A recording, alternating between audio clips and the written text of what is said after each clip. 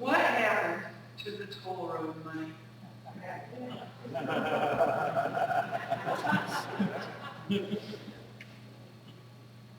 Richard Mourdock, State Treasurer. What happened to the toll road money? It was invested wisely and prudently.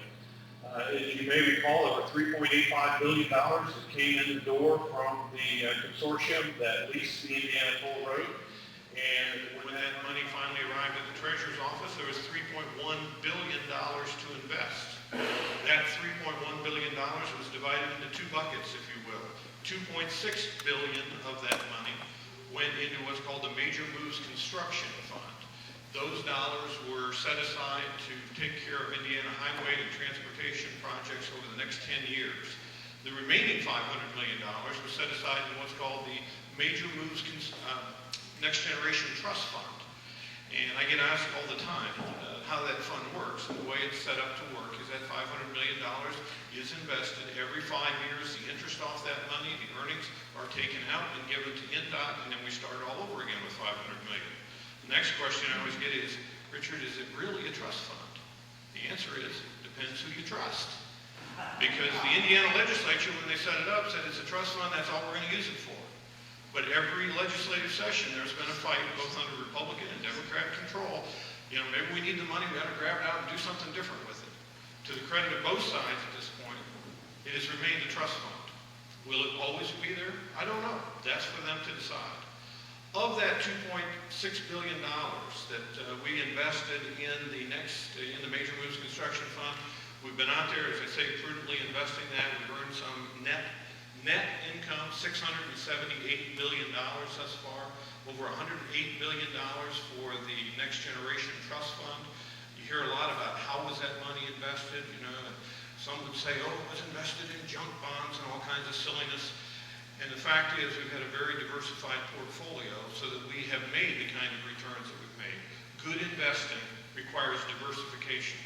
Sometimes you hear people say, oh, it's junk bonds. I have a question for you. I got some bonds to sell you. I got some high yield bonds, I got some speculative bonds, and I got some junk bonds. Which ones you want to buy? It's a trick question, folks. They're all exactly the same thing. It just depends what you want to call them. So we diversified our investing, have done it wisely. We've got great return out there, and because of it, we're the only state in the United States that has had a fully funded highway plan when all these other states are hurting without having to raise gasoline taxes. That is a major accomplishment. It's causing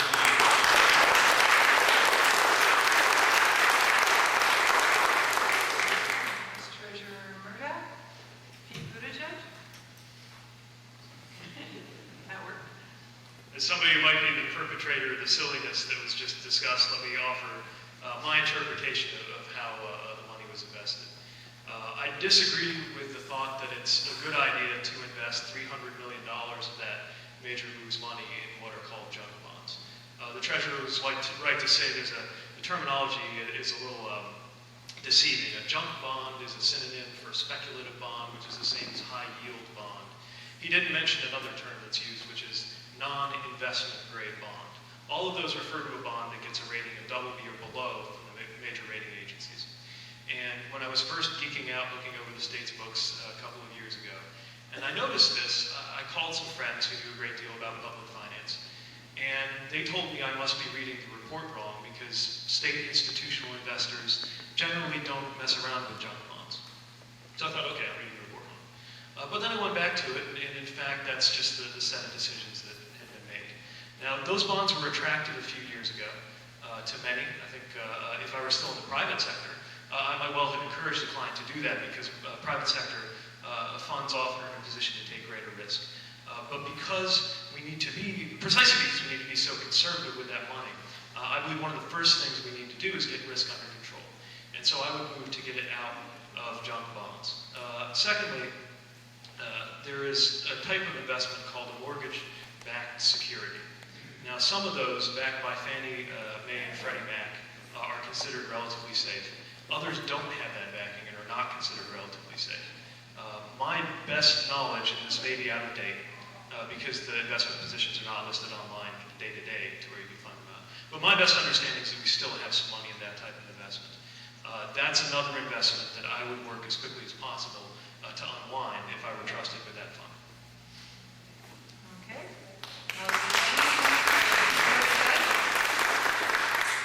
All right, looks like we have time for maybe one more question. And there are a lot of good ones here, so I hope you all ask them to the candidates after. The next one up is, do you think Indiana should be fighting the Chrysler bailout? Okay. Treasurer Mourdock. Be glad to take that one. And let me just jump back to the previous question. Those junk bonds he referred to, of all the things we had invested, their average performance over the last 4 years has been 24.4%. Would you like to make 24.4% on your investments? That's according to the index for those particular bonds. To the Chrysler deal, let me make a point real quickly here. You know, again, we hear, oh, we shouldn't have invested in the Chrysler bonds because Chrysler went bankrupt. And again, you know, you invested in junk bonds.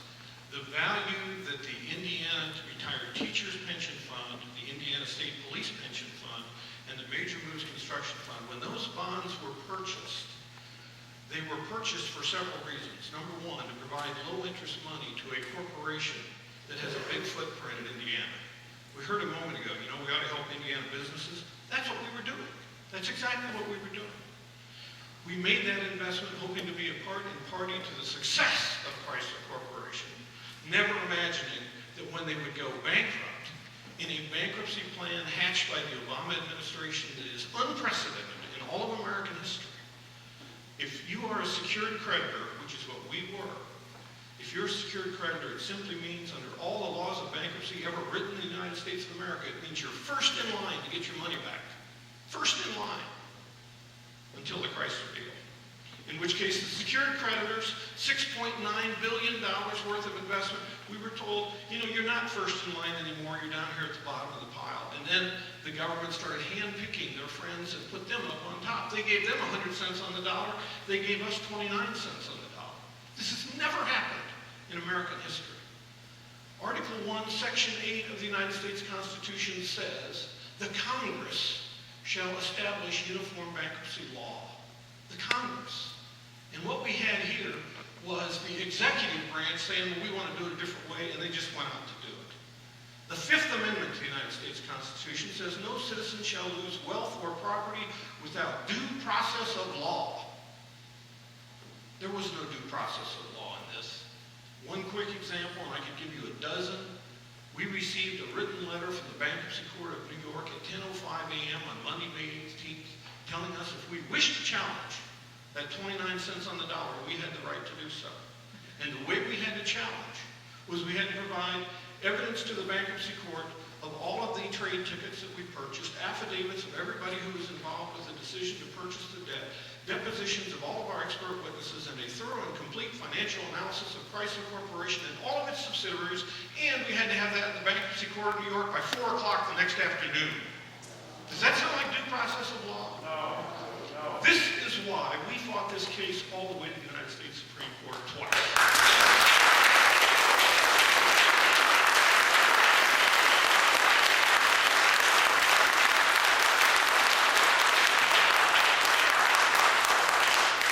To those who would say we spent too much in legal fees, I'm the first one to say I hate paying lawyers a single dollar.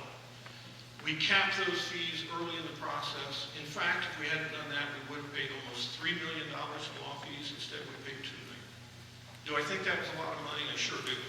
But you know what? As of this moment, for all that money that was spent, I have never yet had a single Indiana retired teacher nor a single Indiana state police officer who's retired come up to me and say, you know, Treasurer, I wish you hadn't spent our money to try to save our property. Because it was their property. You know, I get hammered, oh, it was tax dollars being spent. A minor portion of it, that for the Major Moves Construction Fund. But the rest of it came from those pensioners who were getting ripped off. And by the way, keynote to the story, all this was rushed to the courts because it had to be, because Fiat was going to walk away from the deal of buying Chrysler if it wasn't all done within 30 days. Fiat ended up with 20% of Chrysler Corporation, a value of $459 million. And do any of you know how much they paid for it? Zero, exactly correct. It was given to them by the United States government. So we have a government administration that thinks it's fine to rip off our retired teachers, our retired state police officers, so they can subsidize a foreign automobile manufacturer. I think it was wrong. I'm proud of my actions.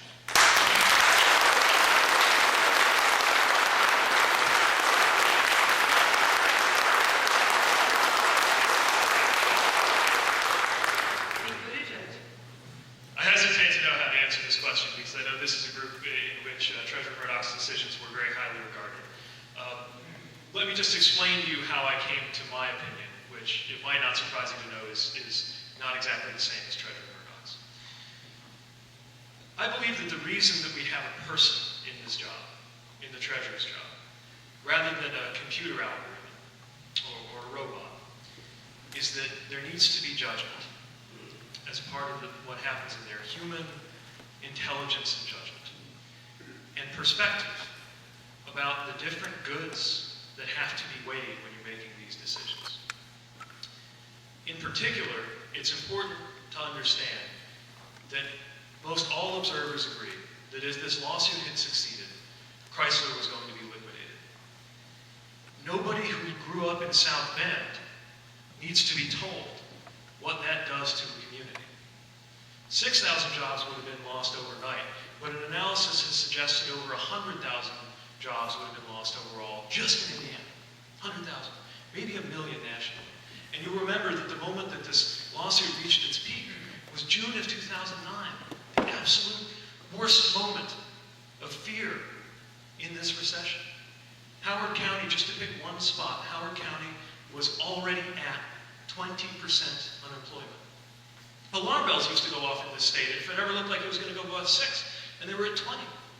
And that was before a fifth of their workforce was about to be kicked out on the streets in order to prove a point. And I know that point is heartfelt and sincere and means a lot to the treasurer and probably means a lot to you. But I would ask you to consider the importance of weighing the wrecking ball that would have gone through Indiana's economy in order to prove this point. A point, by the way, which is not as obvious to most as it is obvious to the treasurer. There is a reason that the lawsuit was rejected, and there is a reason that the Supreme Court declined to even give the case a hearing. That's not true. They took the case, Peter. They took the case on December 14th. They remanded it for, they vacated the summary judgment Decision of the Second Circuit Court. without at all weighing in on the merits of the case, as you know. As you know. Now, here's the other. I believe the Supreme Court is entitled to say who had due process, and in June, they didn't think it was worth listening to. But I'm not going to convince you, and I know that. And I respect your passion, and I'm probably not going to convince a lot of you. Well, yes, and the Supreme Court's charged with upholding the Constitution. The whole bankruptcy went around the Constitution. Wrong. No matter what explanation you give me, that bankruptcy went around the Constitution. Game, set, match. The Constitution. Hold on, dear. I'm going to have to call us. Obviously, there's some people with some points that they would like to discuss with Pete afterwards. Be sure that you do that. We have reached the end of our Q&A, and I appreciate all you gentlemen making the comments. Give me your hand.